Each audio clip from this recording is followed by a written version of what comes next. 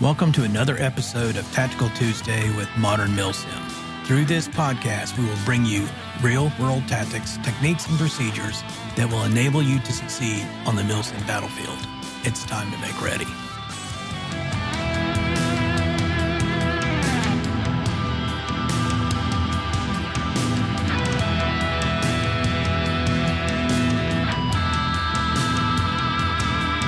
Hello, and welcome to episode 15 of Tactical Tuesday with Modern Milsim. As always, I am your host, Craig White. Thank you for being here. Now, at the end of episode 14, I indicated that the subject of this episode would be breaking contact, including the use of Australian and combat peels. Well, after that episode had gone live, I realized that in order to give this topic justice, I need to briefly touch on tactics, techniques, and procedures for avoiding getting pinned down by the enemy. So with that in mind, let's get to it. The term breaking contact refers to drills and methods for ending an engagement by putting distance between a friendly unit and a superior enemy force. Obviously, it's difficult to break contact with an enemy force if you and your unit are effectively pinned and cannot maneuver. If the enemy force is on its game, it will not only suppress your force to fix or pin it in one particular location, it will also be maneuvering a second element to move to your unit's flank or rear to achieve a more advantageous position where it will deprive you of your cover and concealment and then destroy you. So how do you avoid getting pinned? Well, if you're expecting enemy contact, you should be moving in bounding overwatch. Having two elements maneuver with this technique provides cover for the moving element while the other element provides cover or overwatch for it. This base of fire element can provide superiority of fire against the enemy so as to allow the friendly element to break contact and move away from the enemy. This movement technique is generally effective when the friendly force is engaged by the enemy while on patrol. Now, an extreme example of getting potentially pinned down is during a near ambush. If the enemy is executing a near ambush properly, your unit will likely find itself in confining terrain where most, if not all, escape routes away from the enemy force are blocked or otherwise covered by the enemy. Attempts to break contact away from the near ambush will likely result in heavy casualties or a complete loss of your force. With a near ambush, assaulting through the enemy ambush is often the only viable, yet risky, manner of breaking contact. And I mean by breaking contact, I mean it in quotes. You're essentially assaulting into an enemy force to escape the kill zone that he has established for you.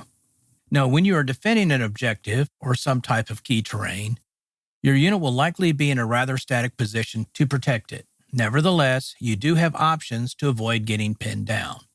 Your unit can use an element to act as a defensive patrol outside of the wire or perimeter of your defensive position to search for and engage enemy units before they can move into position to suppress friendly forces on the objective. In essence, the patrol acts as a spoiling attack to prevent the enemy from suppressing and pinning down the defenders. Now, as an individual player, there are several things you can do to help prevent yourself from being pinned. First, don't leave your unit on your own. Always move with at least a battle buddy. If you move on your own, it is very easy for the enemy to pin and flank you. As an individual, you cannot cover both your forward sector and flanks at the same time. With a battle buddy, he can take on some of the responsibility by covering your flanks. Second, unless you're conducting a static defense of key terrain or an objective, do not stay immobile for very long. Stop to conduct skills checks, but otherwise keep moving as much as possible. It is harder for the enemy to pin you down if you are moving. Third, when engaging or being engaged by the enemy, immediately seek superiority of fire over the enemy. Use the maximum sustained rate of fire against the enemy unit to suppress them before they can suppress you. If you are a saw gunner, go cyclic. This action will likely result in a shift of initiative from the enemy to your unit. Fourth, use cover effectively. Once you reach cover, avoid shooting over the top of it. Doing so makes your head a prime target to every enemy that has a line of sight along the plane that makes up the top of your cover. It is almost always better to work around the sides of cover instead of over the top. You expose much less of your head. Using the sides of cover also allows you to shift positions after you fire. This keeps the enemy off balance and prevents him from focusing on one spot of cover where he expects you to stick out your head. Instead, the enemy has to constantly attempt to determine where you will be next before he can engage you. Since the enemy has to react to your movement, you have the advantage and it will be much more difficult to pin you down. Now, to avoid getting pinned on the defense, each individual player defending an objective should set up more than one firing position with covered approaches between each of them to hopefully prevent the enemy from locating his current position. If the enemy does not know where you are, it is very difficult for him to suppress you. We'll talk more about this subject in more detail in future episodes of this podcast when we get into defensive operations. Now, in episode 9 of this podcast, we discussed the basic method of breaking contact by each element of a unit, alternating between bounding away from the enemy or putting suppressing fire on the enemy while the other element bounds away from it. Here are the basics of how a squad will break contact under Battle Drill 3. Prior to going out on patrol, the squad leader designates an Alpha and Bravo fire team. Upon contact with the enemy, the squad leader designates one element, in this example we'll make it Bravo team, to suppress the enemy. At the same time, the squad leader notifies Bravo team of a distance and direction, terrain feature, or last rally point for it to move toward after the drill is fully executed. At this point, the squad leader can also direct and employ indirect fires or close air support to suppress and or destroy enemy positions. Next, Alpha Team, as the bounding/flanking unit, uses smoke to screen its movement as it breaks contact and moves back to its next overwatch position for Bravo Team. Once Alpha Team is in its next overwatch position, it suppresses the enemy with direct fire in an effort to facilitate Bravo Team's efforts to break contact with the enemy. Once Alpha Team initiates suppressive fire on the enemy, Bravo Team pops smoke before moving to its next covered position behind Alpha Team. Alpha and Bravo teams then continue to bound away from the enemy until they break contact with the enemy where it can no longer effectively suppress the squad. At that point, any disrupted elements or players move to the last rally point designated by the squad leader when you order the squad to break contact. Think of breaking contact as the reverse of fire and maneuver. Instead of bounding toward the enemy, friendly forces are instead bounding away from the enemy. Listen to episode 9 of this podcast for details on this method of breaking contact. Now, in addition to breaking contact under Battle Drill 3, there are at least 2 more advanced techniques for accomplishing the same. One is called the combat or lateral peel. The other is called the inside, center, or Australian peel. Of these 2 peeling methods, the combat peel is easier to perform and has a lesser risk of fratricide. So let's talk about the combat peel in more detail first. The combat or lateral peel is most often utilized where a unit needs to break contact and the nearest cover for that unit is either on its left or right flank. It is most often applied when the unit has reacted to contact under Battle Drill 1 and has already formed a line formation. So this is how the procedure works. First, the OIC will call either peel left or peel right. Second, all of the unit's members repeat the OIC's command down the line. Third, the player on the side opposite from the direction of peel, i.e. the left or the right, will proceed to fire his entire magazine to the front and flank of his position. In other words, if the unit is peeling left, the rightmost man on the line will open up and expend all ammunition in his magazine, firing it to his front and right flank. Once his magazine runs dry, the player will move behind the line in the direction of the peel while reloading his weapon. As he passes the next team member in the line, he will tap that member or yell "last man" to let him know that he is into the line. In this example, the player on the right end will move directly behind the line and toward the left end of it. As he does so, the player will tap the team member that was closest to him on the left side or yell "last man" to let him know he is last man and to open up with his weapon. Fourth, the player will continue to move to the end of the line in the direction of the peel to cover the other team members. At this point, the moving player has reloaded his weapon and is ready to re-engage the enemy when the peel reaches him again. At this point, the second man on the right side has already stopped firing, has moved behind the third man, and has notified third man to open up with his weapon by tapping him or yelling "last man" as he went by. He is continuing to move down and behind the line while reloading his weapon. This cycle continues in this manner until a player reaches the desired covered position in question. When the player reaches the edge of the covered position, he yells "door" to let the unit know that he's reached cover. Door does not necessarily mean an actual door. Instead, it simply means that the player has reached a covered position for the rest of the unit. At this point, the combat peel continues its progression until all of the unit members have reached cover. At that point, the unit OIC must then decide what orders to issue to the unit. He can decide to counterattack the enemy from a different position or decide to continue to break contact using the method most effective at this point. So let's do a brief example about how this combat peel works. So what happens is you've got a squad who's moving along and they receive contact, and now they have moved into a line formation. And as they're doing contact, the squad leader realizes that the enemy force is too big for them to handle, so he decides to break contact. So he yells, "Peel right." And so when that happens, the entire line repeats this order all the way down from one end to the other. And then beginning with the man on the far left, he empties his magazine to the front and to his left flank until he expends all ammunition in it. When that happens, the man on the left side moves behind and down the line to the right side. And as he passes the next man in the line, he either taps him on the shoulder or yells, "Last man," to let him know he is now the end of the line. The man continues to move down to the far end of the line on the right and then takes up a position where he can then cover when the peel gets to him. Now, once that happens, the second man does the same thing the first man does. He empties his magazine to the front and to the left.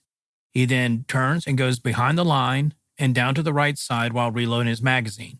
As he passes the next man in the line, he tells him, "Last man," or taps on the shoulder to let him know that now he is into the line and that he needs to open up. And this process continues all the way until the peel reaches cover on the right side. Once that happens, the member of the force that happens to find the cover yells, "Door." And then everybody proceeds to reach that cover and the peel ends. Another more advanced method of breaking contact is the inside, center, or Australian peel.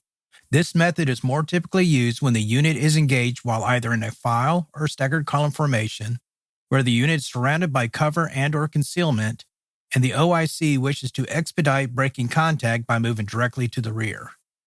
Unlike Battle Drill 3, where units bound back in loosely parallel tracks back to the rally point, individual members of a unit using the inside, center, or Australian peel move along a path that runs down the center of the unit formation. This technique is most effective when vegetation is dense or during limited visibility. Use of smoke can also be used during the drill to obscure the movement of the unit using the Australian peel. Fragmentary grenades or frags can also be thrown according to unit SOPs or at the direction of the OIC to deter pursuit by the enemy.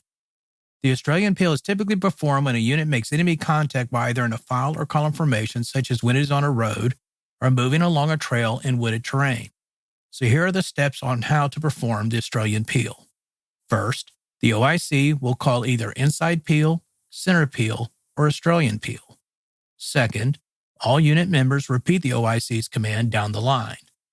Third, the unit will create a path through the formation for troops to move through toward the rear. If the unit is in a file formation, the second through the last member of the file formation alternate taking either 2 to 3 steps to either the left or to the right so as to form a lane running down the center between the two lines formed by this action. The men at the front of the lines formed by this action immediately cover the front of the formation. Everyone else in the file formation cover the flanks. If the unit is already in a column formation, the path running down the center of the formation is already in place. The men in the front of the formation cover the front of the unit, while all the other members of the column cover the flanks. Fourth, the men at the front of the lines, formed in step 3, immediately fire several rounds toward the enemy. The actual number of rounds fired is at the discretion of the shooter. All other members of the unit cover the flanks of the formation, but do not shoot forward at the enemy until they reach the front of the line. Again, no one other than the men at the head of the lines fire forward. This is to prevent possible fratricide where friendly forces are aligned immediately in front of unit members located toward the rear of the formation. Fifth, once the unit member at the front of the line fires several rounds, he then turns and moves down the center lane inside the formation while avoiding masking the fire of other members providing covering fire. When he reaches the end of the line, each man takes a position behind the formation and on his side of the center lane. As he passes the man immediately behind him, each unit member yells "last man" to make sure that the man previously behind him knows his forward field of fire is clear of friendlies and to open up to the front with his weapon. Each man must wait until the man in front of him passes him down the inside of the formation while yelling "last man." Again, this is to avoid fratricide. Sixth, Each member of the unit continues this process or cycle until the unit has successfully broken contact with the enemy. As circumstances permit, as stated earlier, unit members can cover their movement back with smoke or fragmentary grenades according to unit SOPs. Typically, a fireteam leader or the last member of the formation will throw the grenade. During limited visibility, this drill may be executed without firing weapons. In this event, the battle drill is still executed in the same sequence. The unit initiates fires only if it has been compromised. If the enemy element breaks contact and ceases fire, unit members should cease fire immediately to prevent revealing their new position. Now, if the enemy contact occurs from the rear, the battle drill is executed in the reverse sequence. The first member of the force is the last to throw a hand grenade. Once the battle drill is completed, the unit moves to the designated en route rally point. So this is how this works. You're on a trail in the woods, and you come in contact with the enemy, and you realize the enemy is too large to handle, or you need to find a different way around. The squad leader will then announce Australian peel. And then what happens if you're in a file formation? Let's just use that for the example because that's a little harder to deal with. The alternating members of the file will take 2 to 3 steps to each side so that they create a path down between each line that they form by taking those steps out from the center. And when that happens, everybody except the people to the front of the line do not shoot forward. They only cover the sides. The people in front of each line fire to the front several rounds at their discretion before deciding to turn inside and to move back toward the rear of the formation. And when they get to the rear of the formation, they take up a position on the same side but at the end of the line. As they go by the person behind them, they yell "last man" as they pass him to let the man behind him know that the area in front of him is clear of friendly forces and so that he can engage the enemy at will. And then this cycle continues until the force reaches a point where they've been able to break contact, and then the OIC decides what the next course of action shall be. So, whereas the basic Australian peel is used in forced terrain when enemy contact is made while the unit is either a file or a column formation, it can also be applied to units that make contact while either in the wedge or line formation. To successfully use the Australian peel while using these formations, the squad leader needs to do some preparation ahead of time. Initially, the squad leader needs to set a center point for the line or wedge formation. The 2 men the 2 men straddling this center point will be the first 2 to move toward the rear when the squad leader orders execution of the Australian peel. Typically, this will be the member of the Alpha and Bravo teams that are closest to each other or at the inside of the formation. This applies to the squad on line with fire teams also on line or squad on line with fire teams in wedge.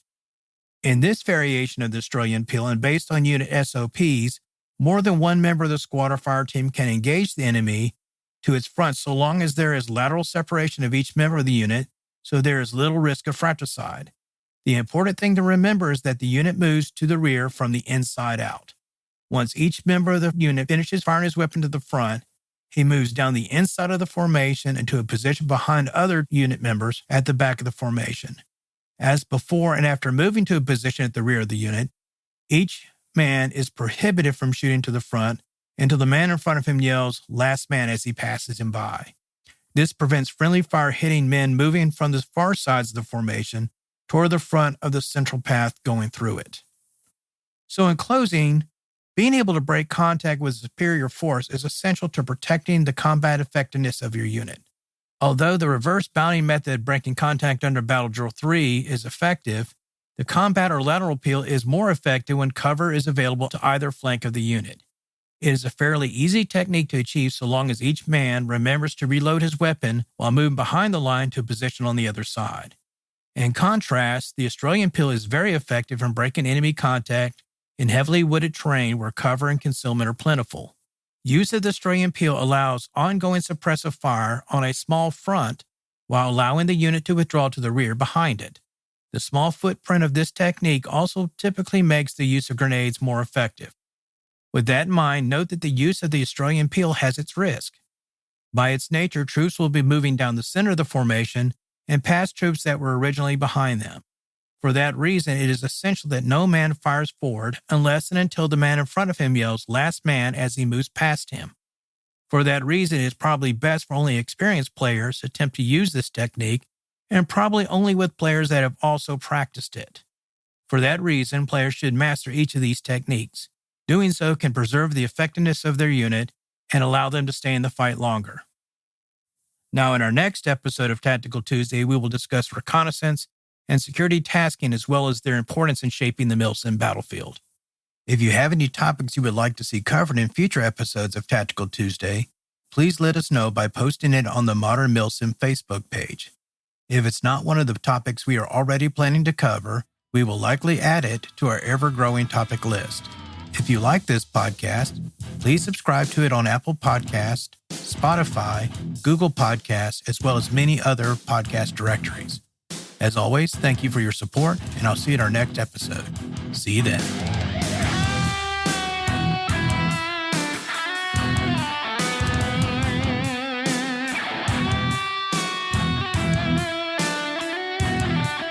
To our listeners out there, thank you for tuning in, and I look forward to providing you with new episodes every 2 weeks. If you like what you're hearing on this podcast, please subscribe and provide us with a review. We want to know what you like and how we can improve. You can also contact us on our Facebook page at facebook.com/Modern Milsim with any suggestions you may have. In our next episode of Tactical Tuesday, we will discuss reconnaissance and security tasking, as well as their importance in shaping the Milsim battlefield. If you want to know more about application of real-world tactics, techniques, and procedures to Milsim, please check out From Alpha to Omega, a Milsim tactical primer and training manual, as well as From Insertion to Extraction, Advanced Milsim CQB Tactics, Techniques, and Procedures. Both books are available at Amazon.com. As always, thank you for your support, and I'll see you at our next installment of Tactical Tuesday.